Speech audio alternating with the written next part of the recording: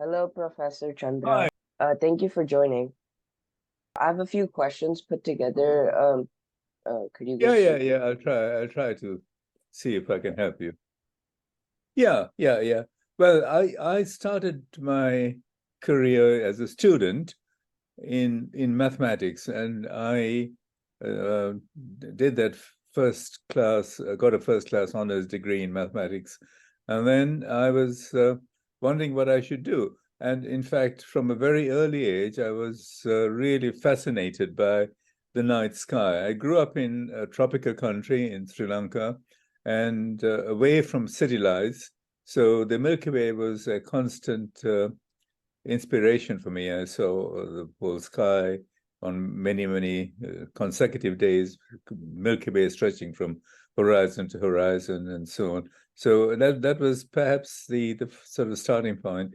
And then I had my father, who was also a mathematician. He was in Cambridge. He's had in the 1920s, he obtained the very high distinctions in mathematics, and he had a lot of astronomy books that we had in the house. So he also was interested in astronomy and studied astronomy in Cambridge, and so I think that sort of paved the way for my decision after I got my degree in mathematics to decide that I should perhaps also try to go to Cambridge and uh, and start some activity, some research activity in astronomy.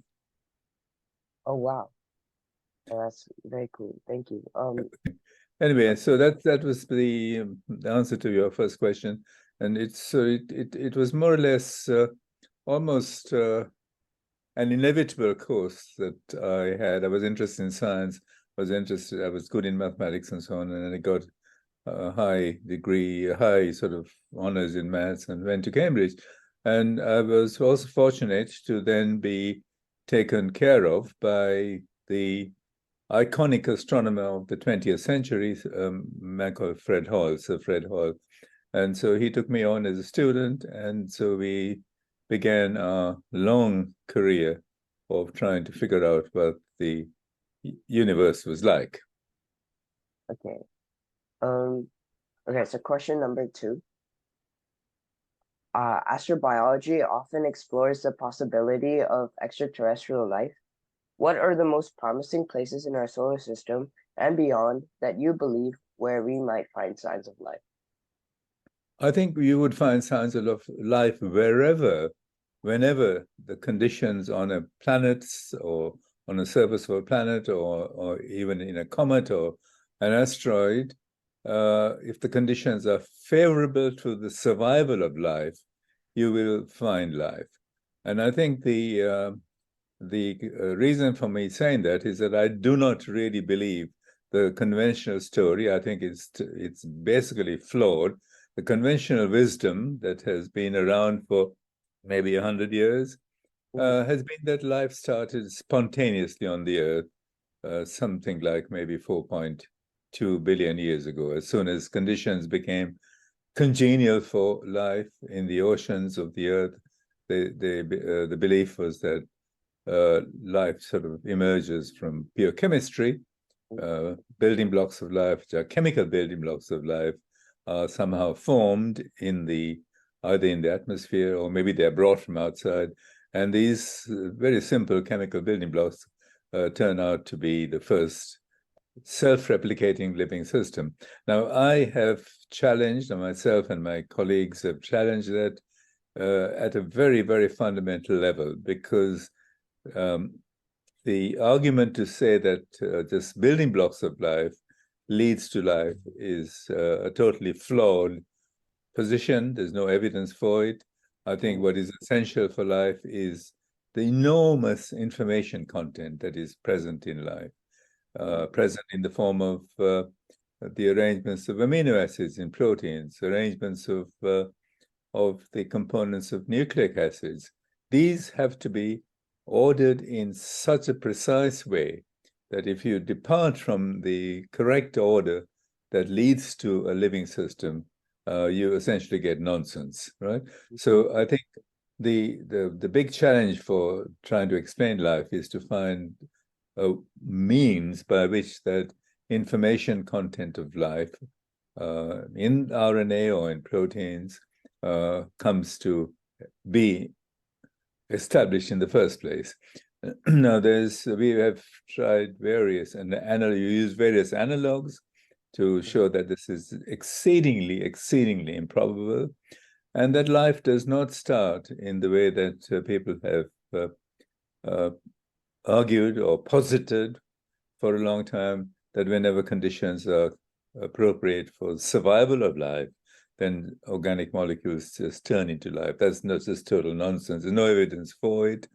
But the evidence is that life only replicates and produces more life, right? Mm-hmm. And the probability of the simple building blocks of life, like, for instance, amino acids in proteins or the nucleotides in DNA, RNA, those units, those functional units getting together, stringing up together to form a credible living system, a replicating system, evolvable system, is super astronomically small. It could not happen on the Earth. It could not happen maybe even in the solar system.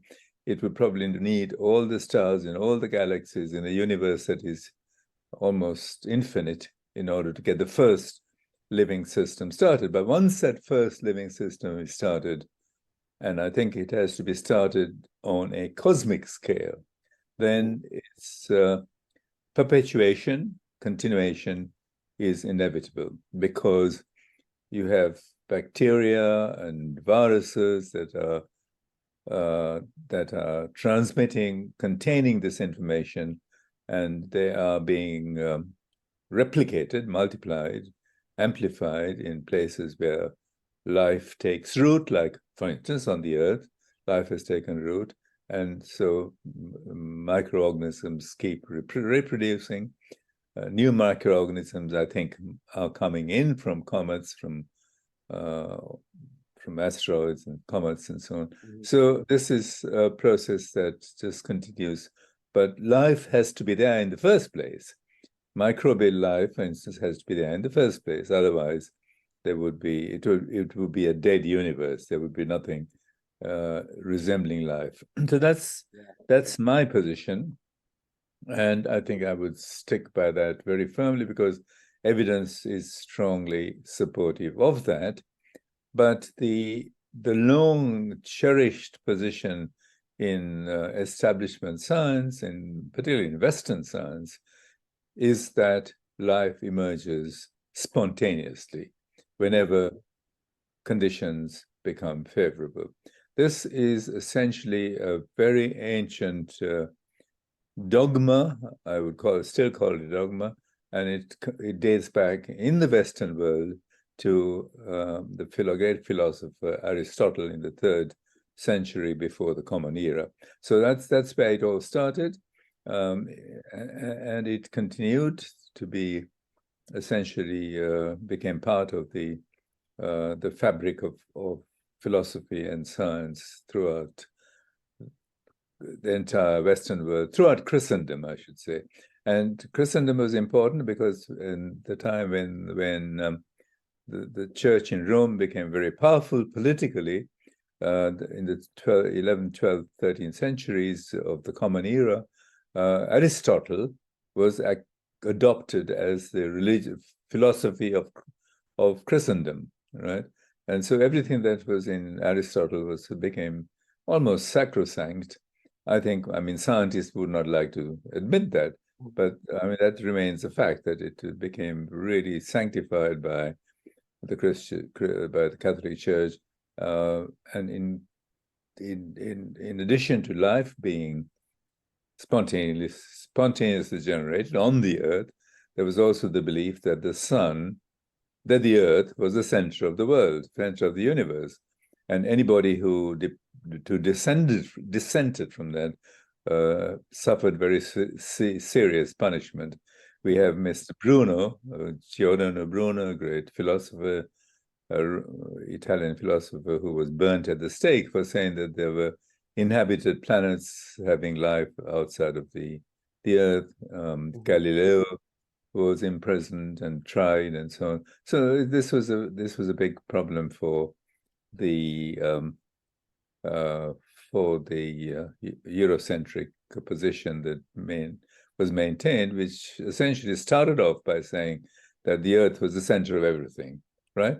It was the physical center of the universe, and then it was also implied that it was the biological center of the universe. This is where it was a geocentric view of life that essentially dominated science through the Middle Ages, well into the 19th century.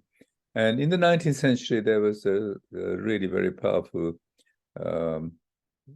scientist, man called Louis Pasteur, who actually did experiments to try to test this idea of spontaneous generation, right? And what he found is that spontaneous generation did not work, that whenever life, microbial life multiplied, there was a pre-existing microbe. So life is always derived from life, is what Pasteur concluded. And this was in sort of 1860s. And at the time, in the 1860s, lots of people, physicists like Helmholtz, in England, like Lord Kelvin, they all thought that this was a fantastic discovery, Pasteur's discovery, that life always derives from life.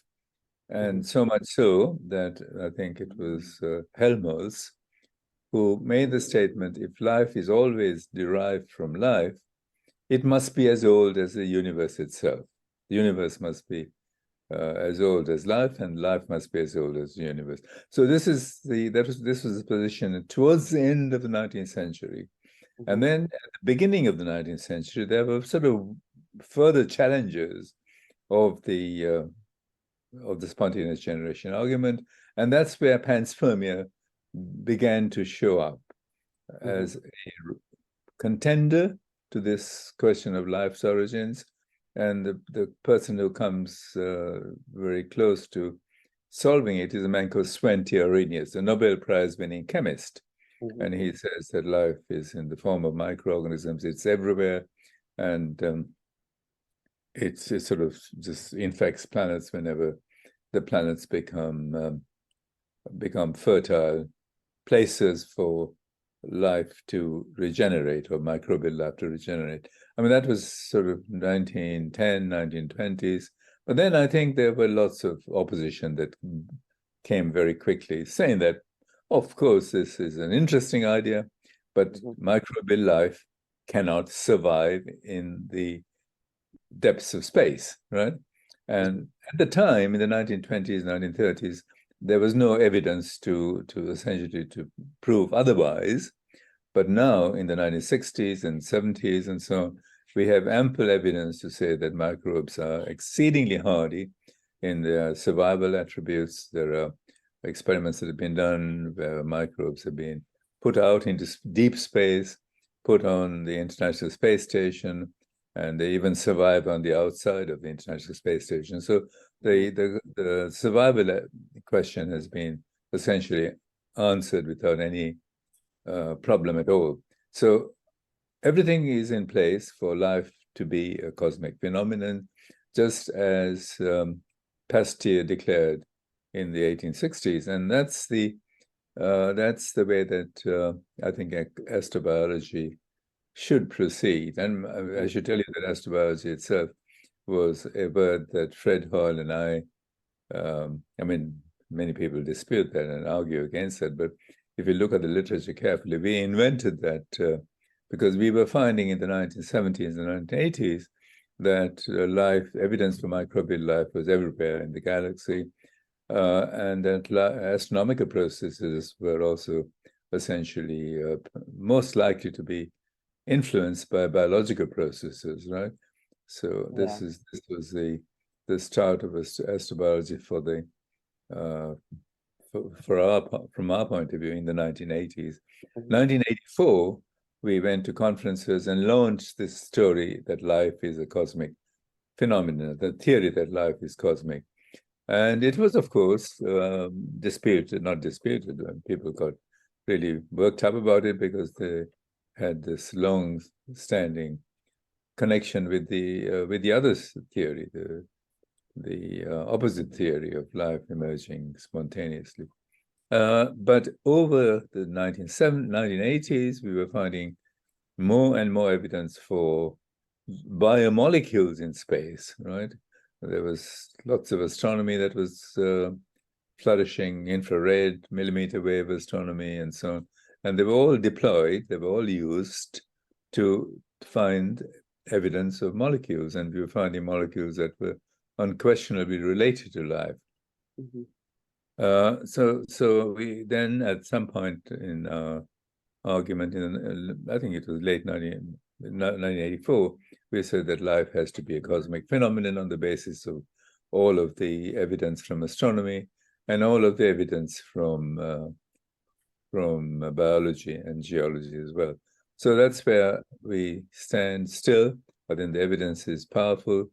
Evidence is growing almost by the day, and it's being, of course, it's being challenged because it's sort of against the conventional wisdom, as it were, and it's hard to overturn through 1,300 years or nearly 2,300 years of antagonism to it, which starts with Aristotle. So that's the background. Okay. So question number 3. Could you describe the most recent or exciting recent discoveries or breakthroughs in the field of astrobiology? Oh, there's too many to even enumerate, but let me just highlight a couple. I mentioned already the enormous survival attributes of microbiology that have been came as a surprise, and that they're still coming thick and fast. Then I think in 2001, we sent balloons to the stratosphere to 41 kilometers in collaboration with the Indian Space Research Organization, ISRO. And I should tell you also that ISRO is the first country that successfully landed a spacecraft on the south pole of the moon. So they're a very powerful space organization in India, and we collaborated with them, and we did this experiment 2001 to bring back uncontaminated, pristine material that was falling through at 41 kilometers. And we argued that this could not be lifted from the ground. They were falling from outside. And from the collections, we found huge quantities of biological material, bacteria, sort of virus-like material, and so on. So that was in 2001. And since then, other people have been finding similar things. Most recently, the Russian cosmonauts had found bacteria on the outside of the International Space Station. Now, the ISRO experiment, the Indian experiment, was at 41 kilometers. The International Space Station is 400 kilometers in orbit, right, around the Earth. So there's a growing body of evidence that suggests that microorganisms are falling through the skies, arriving at the Earth at a very sort of prodigious rate. And they're just mixed up with the local microbiology on the Earth, and they're just missed out, right? I think we estimated that something like 2 million bacteria land on a square meter of ground every single day from outside. But there's about 100 or 1,000 times that number of Earth bacteria. So if you just pick up bacteria from the ground, you're swamped by the bacteria on the Earth, and you need some very special techniques to separate the space bacteria from the ground bacteria. That technique exists, but it's not being deployed for reasons that I still think are somewhat sinister. They do not want to know the truth. And so it goes on. So I think there's no question that in the fullness of time, the the theory of life coming from outside will be fully vindicated, because there's no evidence for it, and there's a lot of contrary evidence for it. We don't have any understanding of how life starts from non-life, but we have every understanding of how life starts from pre-existing life, right? So if you have one bacterium, then you can make a whole lot of other bacteria, and that's the way it. I think it would pan out, and we have to wait until the scientific community essentially responds to facts. Now, I think there are two important. You asked me about the most important discoveries. In the last 6 months, there have been two discoveries that are really enormously important in connecting both with cosmology, with the structure of the universe, and with astrobiology.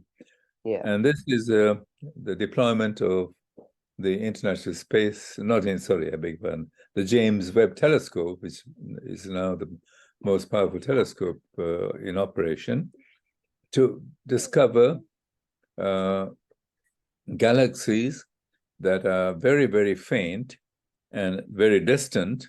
And there's one galaxy that is called Cheers 93316, and that is at a distance of 35 billion light years. Now, you've got to remember that the Big Bang universe is only 13.8, supposed to be. If the universe began in the way that we've been taught, we've been used to thinking, everything began 13.8 billion years ago. Now we are finding galaxies at 30.5 or 35 billion years, and maybe even further. So I think the whole structure of the universe as being a Big Bang construct is going to change rapidly. And there are also discoveries of organic molecules at very, very distant galaxies. Most recently, I think it was only about 8 weeks ago, there was a report that exoplanets were discovered steadily from about 2009, when there was a satellite called the Kepler satellite, dedicated to finding planets outside of the solar system. So, and these are called exoplanets. So something like thousands of exoplanets have been discovered to date. One exoplanet called K2186 has been found around a star that was, I think it's supposed to be 120 light years away from us, from the solar system, right? Okay, the solar system is just a minute speck of dust in the, figuratively, a minute speck of dust in the cosmos. And from that solar system to this new other planetary system, light would take 120 years to travel. But the James Webb Telescope has homed in on one exoplanet in that system around that star, and discovered that there was a molecule called dimethyl sulfide, and also in the atmosphere of this planet, the dimethyl sulfide, there's carbon dioxide and methane. And the combination of these three molecules, according to the researchers, certainly points to life being on that planet. So that planet has oceans, and in those oceans there is microbiology really thriving and producing these molecules that are essentially signatures. Dimethyl sulfide apparently is only, as far as we know, is found only in biology or biological systems. Carbon dioxide and methane could be made inorganically, but I think it's also more likely to be a product of biological processes. So all these are found, and I think they have this, the press and the public announcements were that we have found life, almost certainly life on this distant exoplanet. Now, the next step that is taken by the conventional guys is to say that it means that life has sprung up on the planet independently, right? Spontaneous generation, the second event. The first event is the miracle on the Earth. The second event that has been discovered now is a miracle on this 120 million light years away exoplanet, and that number of miracles are going to expand as time goes on. One miracle is bad enough, but if you have trillions of miracles, I think you're asking for trouble. So that's the way it's going to be. I think there's no question that in your lifetime, in your career as a scientist, you would see the barriers breaking down because the facts are going really powerfully against the conventional wisdom that life is a terrestrial phenomenon, that life can be generated easily, spontaneously on the Earth, but life is not generated that way for sure. And it's a one-off event that has happened in the universe, maybe over 30 billion years ago. And it just goes on and spreads inexorably through the universe, through the planets and galaxies in the universe. So that's the way I would see it. Okay. Cool.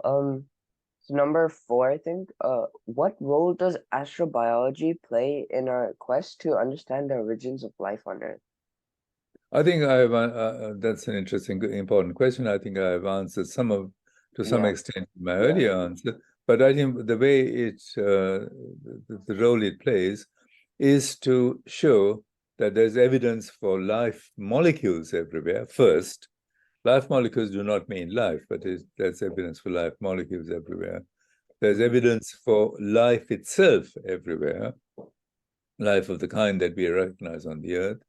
And astrobiology also, in its attempts to study these microbes in the laboratory, would be able to show that microorganisms, or a large fraction or some component of the microorganisms on the Earth, are so resistant to space conditions that they exist everywhere in space. I mean, the argument that microbes, life is very fragile, that microbes are easily destroyed in space, it can be debunked in just 1 or 2 sentences. It does not take more than a few micrometers of protective material, ices, for instance, H2O ice, around a bacterium to save it from the hazards of cosmic rays, hazards of ultraviolet UV radiation in space. And if the microbes, as I think they are, in the interiors of larger bodies like comets and asteroids that have internal lakes that are warmed by long-lived radioactive heat sources, and these would last for almost sort of tens of billions of years in terms of warm liquid interiors, they would be the repositories of cosmic life, and they would be everywhere in the universe, and they would become part of planetary systems when these planetary systems form, and they will be deposited onto surfaces of habitable planets when the comets evaporate, break up, and deposit their material on for instance, in our solar system. We know that cometary material reaches us every single day in really vast quantities, and these are essentially the carriers of cosmic microbiology, and that's the way that I see astrobiology right now. Yeah. Okay. So number 5, how do you see the future of astrobiology evolving with advancements in technology and space exploration? Yes, I think I would see it advancing very fast because space exploration is proceeding very fast at the present time. We have space missions to, for example, to Jupiter. There's one space mission that was launched about 3 or 4 months ago, the European space mission called JUICE, that is reaching the moons of Jupiter in 6 or 7 years or something from now. And I think I would take any bet that they would find life on the moons of Jupiter, like moons like Europa, which are very tantalizingly life-friendly, full of oceans and subsurface oceans, cracked surface of ices, cracked with organic pigments demarcating the cracks. All of that sort of, to me, points to biology being active inside the oceans, within the oceans of these giant planets of the giant satellites, giant moons of these planets like Jupiter and Saturn. So that kind of discoveries are going to change the way we think of astrobiology, the way we think about life, and that's happening steadily. We have another mission, I think, planned from NASA to go to also to the Jovian, Jupiter's planets, and I think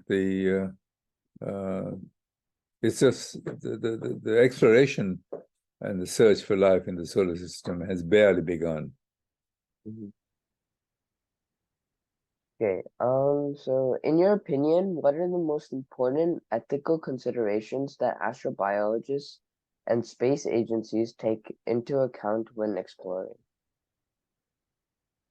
I think the most important ethical considerations is to regard life as being extremely sacred within quotes, that it's not a random event, that it's been essentially imposed on the Earth from the beginning, and it is just continuing from its initial imposition on the universe. So we got to respect life at the microbial level. We've got to respect the products of that life evolving into larger creatures. And we know that, of course, the overwhelming content of life on Earth is microbial, right? Microbial and plant life. Plant life dominate. And there's a minute, minuscule fraction of life that is more advanced, animals, and then ultimately humans. And we humans are essentially in the mode of this self-destruction at the moment. We ought to stop and think and reflect on the miracle of life, the miracle that essentially is unrepeatable and was a once-off event in the history of the universe. So if you're going to destroy it in one place, that's fine. There are many other places where the cosmic life would not be destroyed. So it's our loss to destroy the life of our fellow creatures and life on the Earth by the follies that we are engaged in at the moment. So I think that's the ethical consideration, to regard life as being essentially a sacred cosmic event. So astrobiology often involves interdisciplinary collaboration. Can you share some examples of how different scientific fields contribute to this field of study? Well, I think astrobiology, by definition, is a synthesis of astronomy and biology. And when we began to explore astrobiology, or explore the question of life in the universe, and to discuss and to try to examine its consequences, we try to sort of examine astronomical processes and see whether there was a intervention by a living process, right? So astronomy and astrobiology are essentially inextricably intertwined, and I think we would see the two coming ever closer together, physics and biology coming ever closer together. And so all of the scientific fields that we can think about at the moment, I mean, even maybe engineering and so on, would be relevant to astrobiological investigations in the future. So it's very, very strongly multidisciplinary. It began with just an intersection of two subjects, astronomy and biology, but it can involve all sorts of other subjects, other disciplines. Can involve epidemiology, for instance. It can involve medical science. It can involve all sorts of sciences that we can think of at the moment. Okay, so are there any particularly challenging or unresolved questions in astrobiology that you believe are ripe for exploration?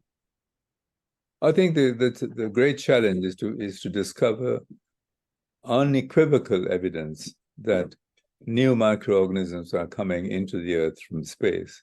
Mhm. That data exists. There's no question about it. I told you that millions of individual bacteria fall on from space, fall on a single square meter every single day, and they get mixed up, of course, with the even greater number of Earth bacteria or terrestrial bacteria. So the great challenge is to separate the Earth component from the space component and to establish that there is a genuine space component. Perhaps that space component can have